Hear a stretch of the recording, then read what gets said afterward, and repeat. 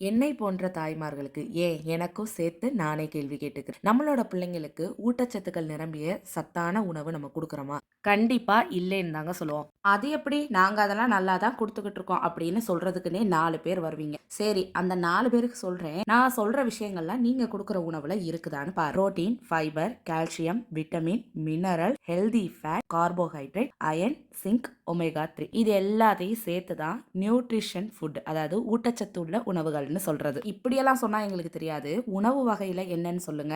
நாங்க குடுக்குறோமா இல்லையான்னு பார்க்குறோம். பால் சம்பந்தப்பட்ட பொருட்கள். நான்வெஜ் சாப்பிடுற குழந்தையா இருந்தா ஃபிஷ், மட்டன், சிக்கன் இதெல்லாம் சாப்பிடுறாங்களான்னு பாருங்க.